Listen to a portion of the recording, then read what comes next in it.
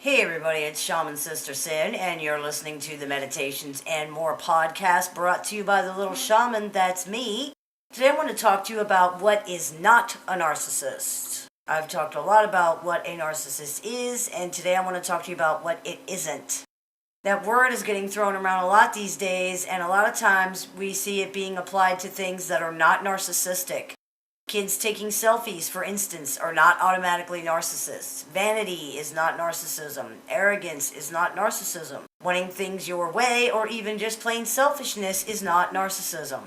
Malignant narcissism is a pathology of the personality. This means it's present in every facet of this person's life. There is no waking moment that they're not a narcissist. It's characterized by the inability to distinguish the self from the external world and from other people, which is something we see in young babies. Narcissists have arrested development. They have seriously affected perception. That means their perception is seen through the lens of emotion.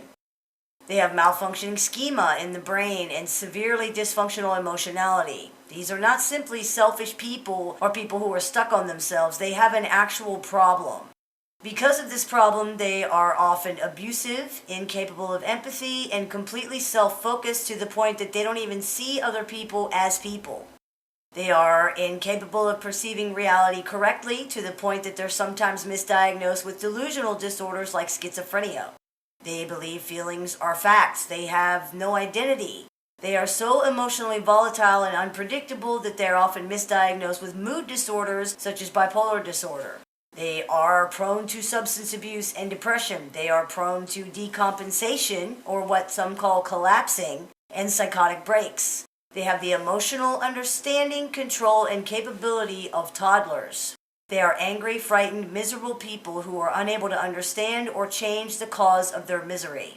There's a general belief in society that a narcissist is arrogant, egotistical, vain, self-assured. Some of them do act that way, but many do not. This mistaken belief is the reason many people are unable to identify narcissists in their lives, because the narcissist does not fit that description. This mistaken belief and the superficial understanding it conveys is also why we see so much mislabeling of narcissism in society.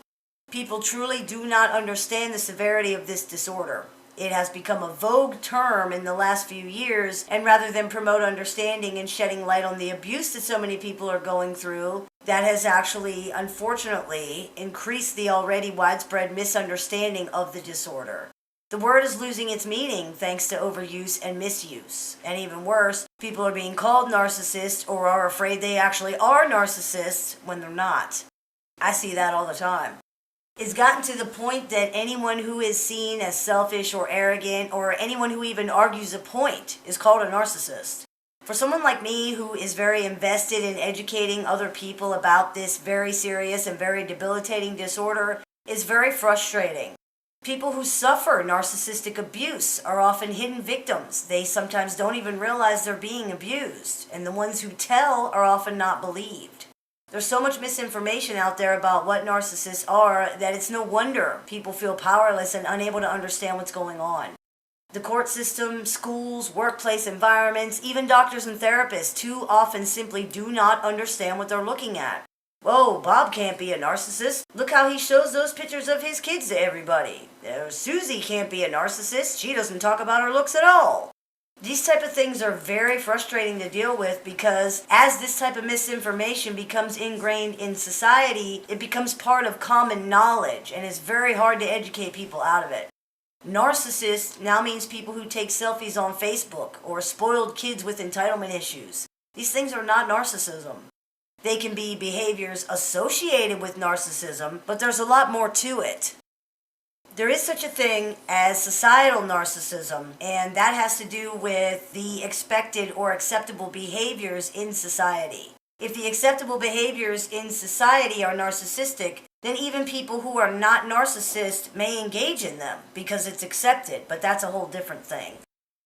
In general, if the person you are dealing with does not seem delusional at times, does not believe feelings are facts, can perceive reality correctly all the time, does not accuse you of things you didn't do, things you didn't say, or feelings you don't have, is able to appreciate consequences and learn from experience, does not have explosive, overwhelming emotions, does not blame everything, and I mean everything, on other people or circumstances, if they take responsibility for things, if they're not abusive, not childish, not manipulative, if they don't gaslight you, if they don't disrespect you, if they don't change who they are by the day or according to who's around, if they don't seem incapable of understanding or even listening to other people, if they don't believe they're entitled to literally everything they want, regardless of how it hurts other people, if they do not destroy everything and everyone around them in their single-minded pursuit of same, if they do not sabotage themselves or others, if they don't attack people for no reason, don't start fights out of the blue, tell lies, suffer from pathological jealousy, envy, self-hatred, if they do not believe people are plotting against them, and if they actually have an identity,